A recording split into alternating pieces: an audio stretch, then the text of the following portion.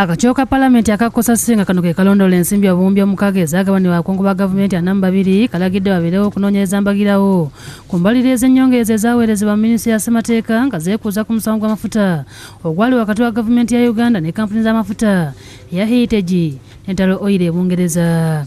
Ekiragiro kino kiweereddwa ssentebe w'akakiiko kano omubaka Abdul Katuntu oluvannyuma lwa Ssaabalungamya wa gavumenti Francis Atoke okulemererwa okulaga ensaasaanya y'ensimbi obukadde 189 ezaweebwa abakungu mu minisitule y'ebyamateeka abakwasaganya omusango guno e Bungereza mu mwaka gwa 2015. I see per diem for officers not under Ministry of Finance 81 million. We need details of this. But you see, Mr. Atoke, we are talking about accountability. Mr. Chairman, I agree with you. But you gave us less than 24 hours to come with these documents. It is inhumanly impossible. I think it is wrong, Mr. Toke, to say we gave you less than 24 hours. We wrote this thing previously.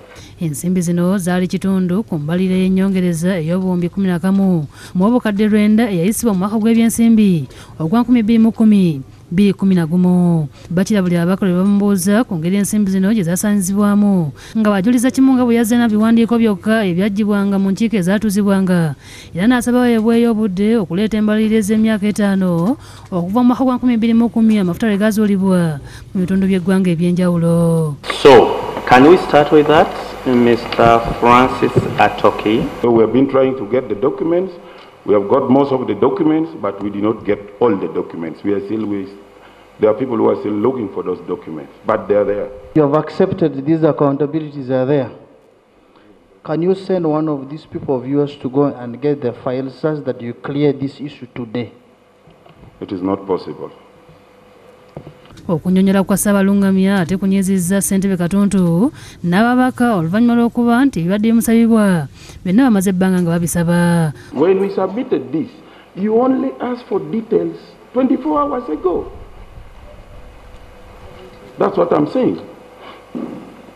If you had informed us earlier enough, we would have prepared. If I were in your shoes, yes, really, you'd be humble enough to say, there are mistakes there, and the documents are vague. Let us move forward, other than try to be defensive.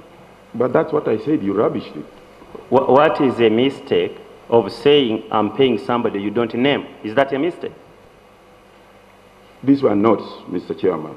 You look at the heading, these are notes. But now you're asking for details. We are asking for accountability. And that's what we are saying, we didn't have enough time to prepare. When we requested for Minister of Justice to go and submit, to go prepare submission, we met accountability. Mr. Atoke, in his wisdom, sends us notes instead of what? Accountability. And this is over a month ago. We look through his notice, they are full of mistakes, they are vague, and they don't make sense. So we say, please, come and try to polish this thing up. But there is no way she can polish it up without documents. Now he's saying we gave him 24 hours, which is not correct. Okusinziira ku Katuntu okunoonyereza kulina okukolebwa mu bbanga lya ssabbiiti emu yokka wadde nga badde basabye ssabbiiti 2 era nga Ssaabalungamya alagidde okwenyigira obutereevu mu nsonga eno.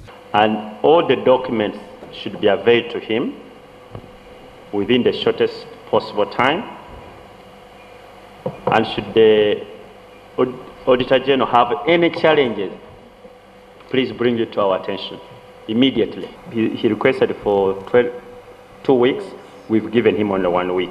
So you need to attach officers to make sure that those documents which he requires are given to him, and he produces a report within 1 week. Mu ngeri y'emu Ssaabalungamya era abadde azze kutangaaza ku ebyo ebyafulumira mu mawulire nga biraga nga gavumenti bwe yasonyiwa kampuni ya Heritage omusolo gwa nsimbi obukadde 157 obwa $. Does he have those powers?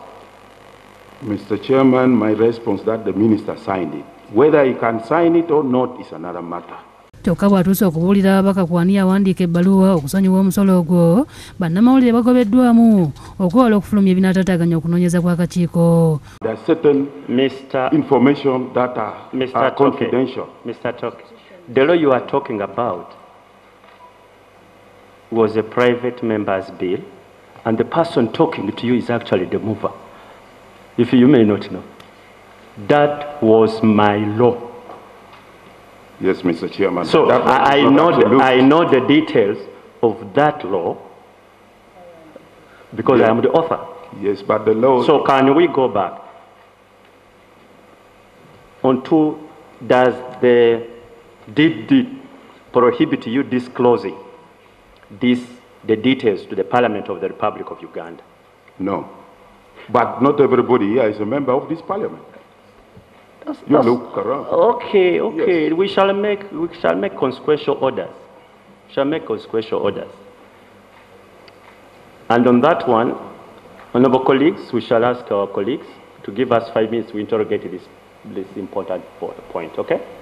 Wabula oluvannyuma lw'ebivudde mu kafubo ssentebe Katuntu abuulidde bannamawulire nga byonna ebyakolebwa okusonyiwa omusolo bwe byali mu ndagaano eyitibwa Oil Sharing Agreements. Kino nakyo ate kyewuunyisizza akakiiko nga baagala okumanya minisita ki eyakola endagaano y'ekika kino eyafiiriza eggwanga obutitimbe bw'ensimbi. We'd like to know whether this particular production sharing agreement was approved by the Office of the Attorney General or Solicitor General. If so, which officer from the Office of the Attorney General or Solicitor General approved this particular clause? And number 3, we also like to know which minister signed this production sharing agreement. Rachel Nakasi ne Obedi Lutale be bakusakidde eggulire lino ku Lwabugedde TV.